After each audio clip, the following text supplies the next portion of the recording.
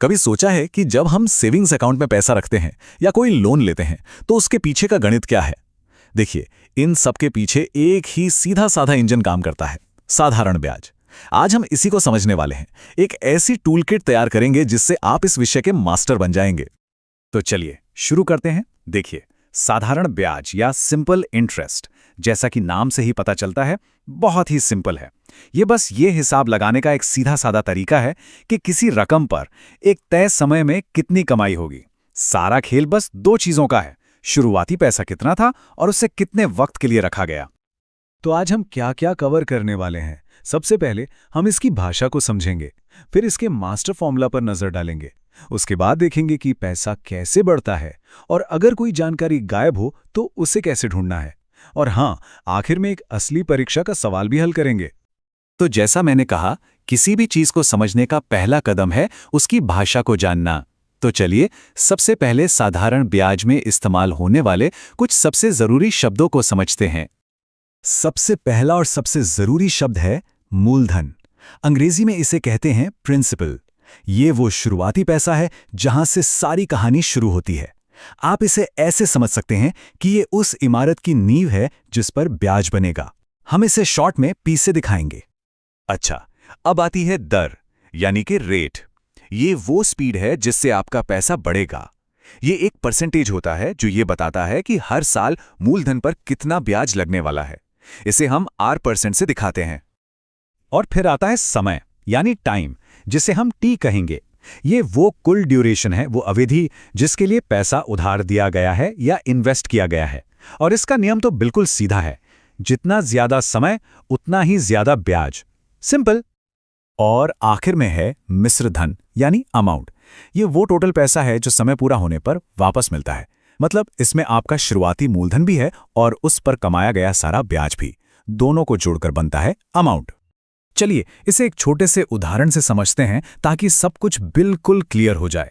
मान लीजिए मूलधन है 25,000 रुपए। इसे 5 साल के लिए रखा गया।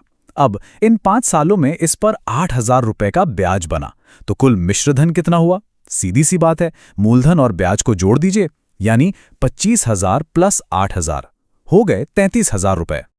तो अब हम इसकी भाषा समझ चुके हैं, मूलधन, दर, समय, मिश्रधन। अब वक्त है उस मास्टर चाबी को देखने का जो इन सबको एक साथ जोड़ती है। जी हाँ, हम बात कर रहे हैं साधारण ब्याज के फॉर्मूले की।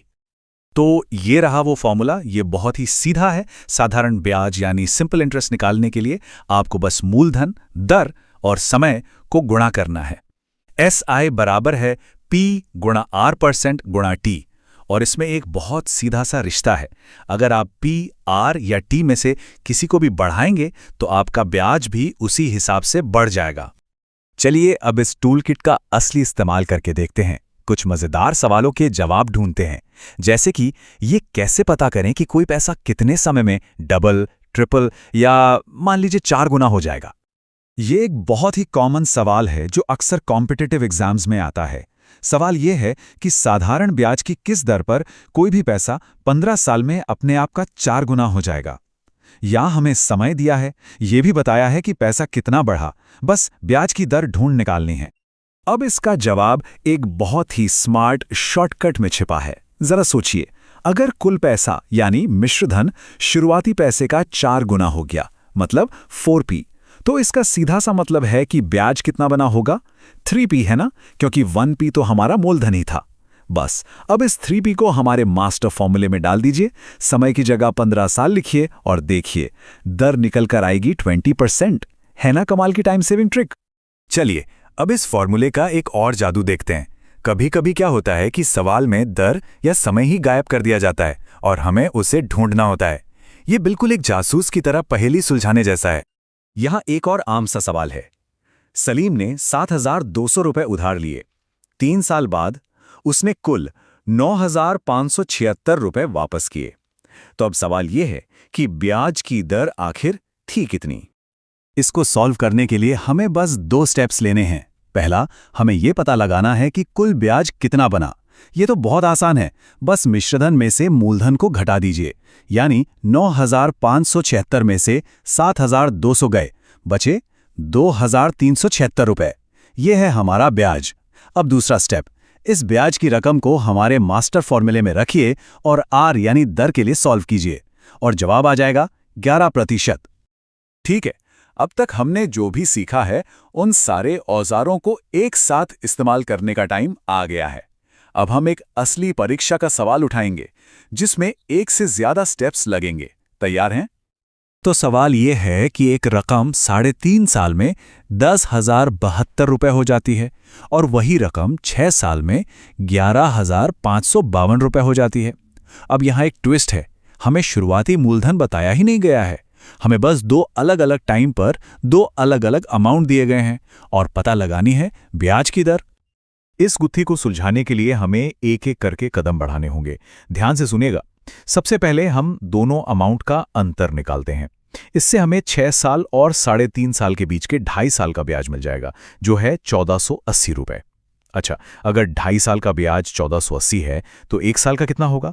बस डिवाइड कर दीजिए, आ गया 592 रुपए। अब हमारे पास 1 साल का ब्याज है, तो अब हम पहले वाले केस यानी 3.5 साल का कुल ब्याज निकाल सकते हैं, जो आएगा 2072 रुपए। अब देखिए, अगर 3.5 साल बाद कुल अमाउंट 10,072 था और ब्याज 2072 था, तो हमारा गायब हुआ मूलधन कितना हुआ? बिल्कुल सही, 8,000 रुपए। और बस अब हमारे पास मूलधन भी है और 1 साल का ब्याज भी, तो दर निकालना तो बच्चों का खेल है। जवाब है 7.4%।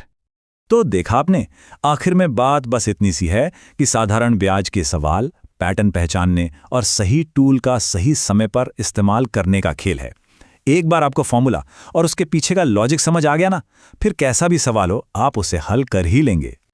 साधारण ब्याज का हिसाब किताब तो सीधा और प्रिडिक्टेबल होता है, लेकिन क्या होता है जब ब्याज खुद पर ब्याज कमाना शुरू कर दे? पैसों की दुनिया में इससे भी एक ज्यादा ताकतवर चीज है चक्रवृद्धि ब्याज। और अगली बार हम उसी की दिलचस्प दुनिया में गोता लगाएंगे। तब तक के लिए सोचते रहिए।